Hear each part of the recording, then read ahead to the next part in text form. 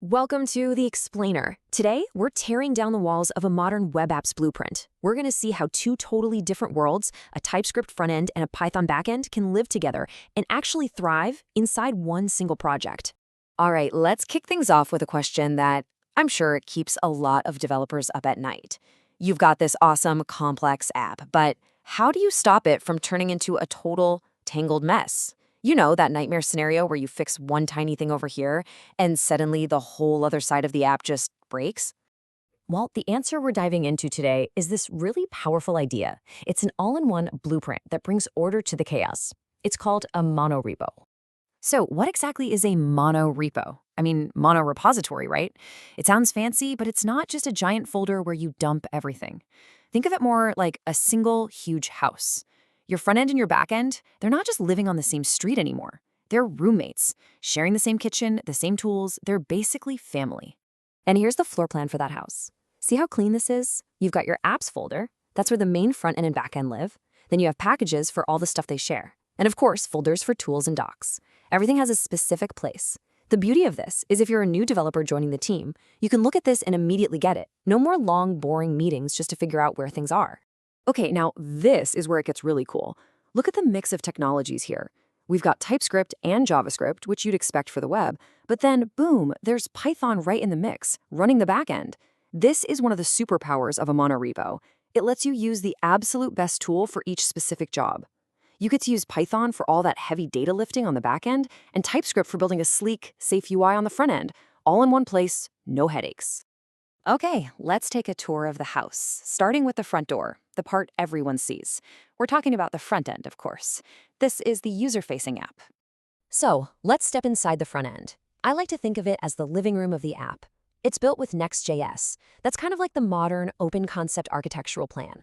The language is TypeScript, which is like using really high-quality building materials. It keeps things sturdy and prevents cracks. For the interior design, we've got Tailwind CSS making everything look sharp. And of course, every good living room needs security. That's where Better Off comes in. It's the smart lock on the front door. All right, that was the pretty part. Now, let's go behind the scenes, down to the basement, to see the engine room that powers the whole house. Let's talk about the back end. This is the real workhorse. At its heart is Fast API, a super fast Python framework. That's our main engine. Then you've got SQL Model, which is like the precision robotics that handle all the data. And where does all that data live? In PostgreSQL, which is basically our massive, super reliable fuel tank. It's what keeps the whole operation running. So this really puts it side by side, right? On one hand, you've got the front end, TypeScript and Next.js, totally focused on what the user sees and does. On the other hand, the back end, Python and Fast API, is all business, data, security, the heavy lifting. They're two completely different worlds with different languages and tools, but the monorepo makes them act like a single, well-oiled machine. Okay, so we have the living room and the engine room. But how do they connect? I mean, how do they share things like plumbing or electricity? That's where that packages folder comes in. This is the shared toolbox. Think of it as the wiring and plumbing for the entire house. Instead of the front end and back end each having their own separate systems, they share one. This is huge because it means you're not writing the same code twice. And if you need to fix a leaky pipe, you fix it once and it's fixed for the entire application. All right, we've seen the blueprint, we've toured the house. So how do you actually turn the lights on? How does a developer get this whole thing up and running? Now, you might be thinking, this sounds complicated. Getting it running must be a pain. But that's the magic here. It's actually dead simple. It's just 3 steps. You grab the blueprint, run one single command to install everything you need for both the front end and the back end, and then you're ready to go. And this is the command. Just pnpm dev. That's it.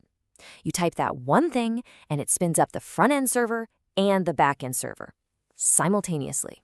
For any developer out there, you know what a game changer this is. No more messing with 5 different command line windows, no more complex startup scripts, just one command and the whole show starts.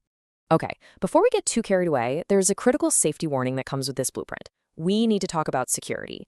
Specifically, how you handle your secrets, things like API keys, database passwords, the keys to the kingdom. These rules are not suggestions, they're absolute must-use. Rule number 1, you never commit files with your secrets into your code history. Ever. because once it's in there, it's pretty much public to your whole team, and leaking a key can be a disaster. So what do? You use these special .env files that stay only on your computer. The project is already set up to ignore them, so you literally can't make the mistake of sharing them. So, we've seen the structure, the tech, the workflow. Let's zoom out for a second and ask the big question. Why does all this matter? What's the real advantage here? It really boils down to two things: clarity and efficiency. Because everything lives together, you get this unified code base. Managing dependencies becomes way simpler, development gets streamlined, remember that one command to run everything? And your tools for things like code quality are consistent across the entire project. It just makes everything easier. And that really brings us to a final thought. This whole monorepo approach is an incredible example of how a smart, unified blueprint can bring order to the chaos of building complex software. It really makes you think, doesn't it? If a single blueprint can make an application so much better, what other big, messy systems in our world could be completely transformed by a similar, unified approach?